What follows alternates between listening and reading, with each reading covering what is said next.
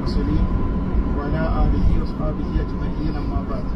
പരിശുദ്ധമായ മദീനയുടെ ചാരത്തിലേക്കാണ് നമ്മൾ നീങ്ങിക്കൊണ്ടിരിക്കുന്നത്. മദീനയെ സംബന്ധിച്ചിടത്തോളം സുന്ദരമായ ഒരു പട്ടാണ് മദീന. മദീനയെ സംബന്ധിച്ച് പറയുകയാണെങ്കിൽ മനസ്സിന് കുളിർമയുള്ള ഒരു രംഗമുണ്ട് മദീനത്ത്. ഇൻഷാ അല്ലാഹ് നമ്മള് 365-ാമത്തെ ഗേറ്റിന്റെ സമീപത്തുകൂടെ അകത്ത് കയറി നമ്മളുടെ വലതുവശത്ത് കുബ്ബത്തുൽ ഹദറ പച്ച കുബ്ബയുടെ ചാരത്തിലൂടെ നമ്മൾ നടന്ന് നീങ്ങുമ്പോൾ അതിന്റെ അകത്ത് ബാബുസലാം എന്ന ഒരു 1-ാമത്തെ ഗേറ്റ് ഉണ്ട്. ആ ഗേറ്റിൽ കൂടെ അകത്ത് നമ്മൾ കയറി ചെല്ലുമ്പോൾ ഗോൾഡൻ കളർ കൊണ്ട് അലങ്കരിക്കപ്പെട്ട 4 ഗ്രില്ലുകൾ കാണാൻ സാധിക്കും നമുക്കവിടെ. ഇതിന്റെ അകത്ത് അല്ലാഹു തആല തൗഫീഖ് നൽകുമാറാവട്ടെ. പരിശുദ്ധമായ റൗദ ഷരീഫിന്റെ മുൻവശത്തൂടെ നീങ്ങുമ്പോൾ ആദ്യം കാണുന്ന ഒരു ഗ്രില്ല്, അതിന് അതിന്റെ ആവശ്യത്തിലേക്ക് പിന്നീട് വരാം. അതിന് രണ്ടാമത് കാണുന്ന ഒരു ഗ്രില്ല് അതാരാണ്? ആരാണ്? റസൂലുള്ളാഹ്. ലോകത്തിന്റെ നേതാവാണ്, ഹക്കിന്റെ നേതാവാണ്, സത്യത്തിന്റെ നേതാവാണ്. ലോകത്തോട് പാപം എന്താണ്, പുണ്യം എന്താണ് എന്ന് പഠിപ്പിച്ച ലോകത്തിലെ ഏക വ്യക്തി ആരാണ്? മുഹമ്മദ് റസൂലുള്ളാഹി സ്വല്ലല്ലാഹു അലൈഹി വസല്ലം തങ്ങൾ. കൊടികെട്ടിയ വിമർശകന്മാരായ നിരീശ്വരവാദികളുടെ മുമ്പിൽ പോലും അഭിമാനത്തോടെ ചോദിക്കാൻ പറ്റുന്ന ചോദ്യമാണ് എന്ത്? ലോകത്തോട് പാപം എന്താണ്, പുണ്യം എന്താണ് എന്ന് പഠിപ്പിച്ച ലോകത്തിലെ ഏക നേതാവായ ഒരു വ്യക്തിയുടെ പേര് ഒരു ചിലപ്പോൾ പറയില്ല. നമ്മൾ പറഞ്ഞു കൊടുക്കാം മുഹമ്മദ് റസൂലുള്ളാഹി സ്വല്ലല്ലാഹു അലൈഹി വസല്ലം തങ്ങൾ. ഇപ്പൊ അതല്ല, രണ്ടാമത് പേര് എന്ത് ചെയ്യണം? അവർക്ക് പറയാൻ കഴിയണം. ഒരിക്കലും കഴിയില്ല. ലോകത്തിലെ ഏറ്റവും നേതാവാണ്, ലോകത്തിലെ ഏറ്റവും കൂടുതൽ സ്വാധീനിച്ച വ്യക്തി ആരാണ്? മുഹമ്മദ് റസൂലുള്ളാഹി സ്വല്ലല്ലാഹു അലൈഹി വസല്ലം തങ്ങൾ. ലോകത്തിലെ ഏറ്റവും നല്ല ഭർത്താവ് ആരാണ്? മുഹമ്മദ് റസൂലുള്ളാഹി സ്വല്ലല്ലാഹു അലൈഹി വസല്ലം തങ്ങൾ. ലോകത്ത് ഏറ്റവും കൂടുതൽ ചരിത്രം സൃഷ്ടിച്ച ഏക മഹാവ്യക്തി ആരാണ്? മുഹമ്മദ് റസൂലുള്ളാഹി സ്വല്ലല്ലാഹു അലൈഹി വസല്ലം തങ്ങൾ. മൈക്കലെ ചാർട്ടി എന്നൊരു ശാസ്ത്രജ്ഞനുണ്ട്. അദ്ദേഹം ലോകത്തെ കുറിച്ച് പഠനം നടത്തി ലോകത്തിൽ ഏറ്റവും കൂടുതൽ സ്വാധീനിച്ച, വിപ്ലവം സൃഷ്ടിച്ച, ചരിത്രം സൃഷ്ടിക്കപ്പെട്ട 100 വ്യക്തികളെ അദ്ദേഹം തെരഞ്ഞെടുത്തു. മൈക്കലെ ചാർട്ട് മുസ്ലിമാണോ? അല്ല. ഇസ്ലാം പക്ഷപാതിയാണോ? അല്ല. അദ്ദേഹം ആ വിഷയത്തെ കുറിച്ച് പഠനം നടത്തി ഒരുപാട് കാലം ഗവേഷണങ്ങൾ നടത്തി 100 ചരിത്രകാരന്മാരെ തെരഞ്ഞെടുത്ത് ആ 100 ചരിത്രകാരന്മാരിൽ ഏറ്റവും കൂടുതൽ സ്വാധീനിച്ച, വിപ്ലവം സൃഷ്ടിച്ച, ചരിത്രം കുറിച്ച 1-ാമത് പേര് കൊടുത്തത് ദ പെർഫെക്റ്റ് മാൻ മുഹമ്മദ് റസൂലുള്ളാഹി സ്വല്ലല്ലാഹു അലൈഹി വസല്ലം. മൈക്കലെ ചാർട്ട് പേര് കൊടുത്തതാണ്. അപ്പൊ അത് ഏത് വിമർശകന്റെ മുമ്പിലും റസൂലുള്ളാഹിന് ഒരുപാട് ആക്ഷേപങ്ങളും ഒക്കെ വന്നിട്ടുണ്ട്, ഇപ്പോഴും നടന്നുകൊണ്ടിരിക്കുന്നുണ്ട്. പക്ഷെ ആ ആക്ഷേപങ്ങളൊക്കെ വസ്തുതാപരമായിട്ട്, ചരിത്രപരമായിട്ട് അതിന്റെ മുമ്പിൽ അതൊക്കെ എത്രത്തോളം കത്തിക്കരിഞ്ഞു പോയിട്ടുണ്ട് എന്നുള്ളത് നമുക്ക് പല സൈറ്റുകളും പരിശോധിച്ചാൽ മനസ്സിലാക്കാൻ കഴിയും. അല്ലാഹു തആല സല്ലല്ലാഹു അലൈഹി വസല്ലം തങ്ങളുടെ ചാരത്തെത്തുവാനും അവിടത്തേക്ക് സലാം പറയുവാനും സലാമുകൾ സമർപ്പിക്കുവാനും അല്ലാഹു തആല നമ്മക്കും നമ്മുടെ കുടുംബത്തിനൊക്കെ തൗഫീഖ് നൽകി അനുഗ്രഹിക്കുമാറാവട്ടെ. അപ്പൊ ആദ്യം കാണുന്ന ഗ്രില്ലിന്റെ രണ്ടാമത് കാണുന്ന ഗ്രില്ലാണ് ഏത്?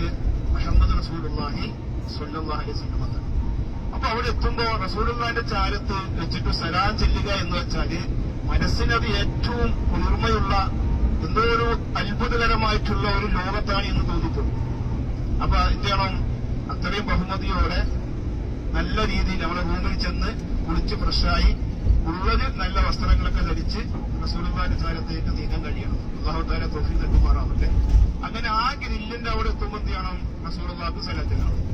അസ്സലാത്തു വസ്സലാമു അലൈക യാ സയ്യിദി യാ റസൂലല്ലാഹ്.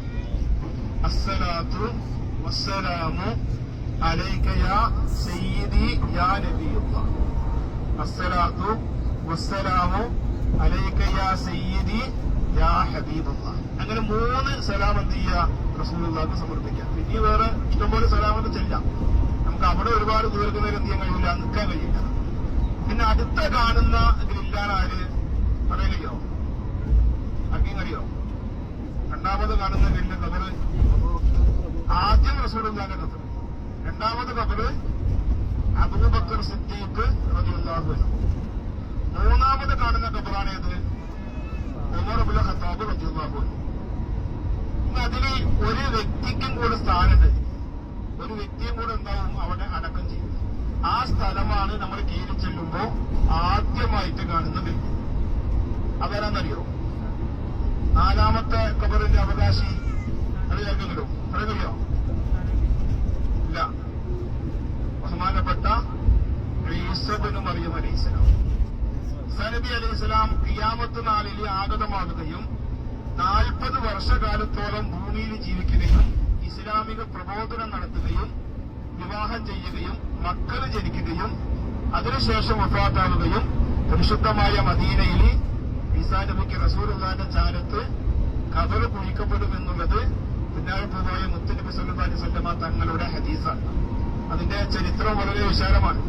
2000 വർഷങ്ങൾക്ക് മുമ്പ് ഈസാ നബി അലൈഹി ഇസ്ലാമിനെ ജൂതന്മാര് കുരിശിൽ തറച്ചു കൊന്നു, ഞങ്ങള് കൊല ചെയ്യപ്പെട്ടു എന്ന് ഉള്ള ഒരു വാദം ആ കാലഘട്ടത്തിൽ ആ സംഭവത്തിന്റെ അടിസ്ഥാനത്തിൽ പ്രചരിപ്പിച്ചിരുന്നു. ആ ഒരു വിഷയം അതിന്റെ AD 312 കാലഘട്ടത്തിന്റെ 600 വർഷങ്ങൾക്ക് ശേഷമാണ് എന്താവുന്നത്? പരിശുദ്ധ ഖുർആൻ പ്രവാചകൻ സല്ലല്ലാഹു അലൈഹി വസല്ലമ തങ്ങൾക്ക് അവതരിക്കപ്പെടുന്നത്. അല്ലാഹു തആല മുഹമ്മദ് നബിയിലൂടെ ആ വിഷയത്തിന്റെ യാഥാർത്ഥ്യം സംസാരിക്കാൻ ഈസാ നബി അലൈഹി സ്വലാമിനെ കൊന്നിരിക്കും എന്ന് പറഞ്ഞ ജൂതന്മാരുടെ മുന്നിൽ വമാ ഖതലൂഹു ഇല്ല, അദ്ദേഹത്തെ അവർക്ക് ആർക്കും കൊല്ലാൻ കഴിഞ്ഞിട്ടില്ല.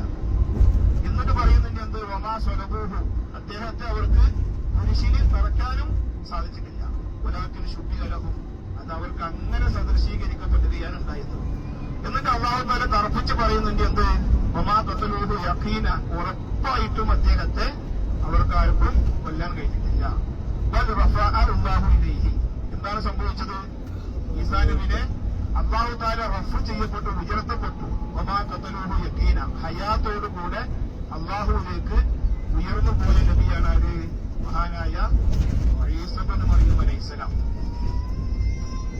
അതിന്റെ അടിസ്ഥാനത്തിലാണ് അല്ലാഹുവിന്റെ റസൂല് വളരെ വ്യക്തമാക്കിയത് എന്ത്? നസല ഈസ, ഈസ നബി ഇറങ്ങും.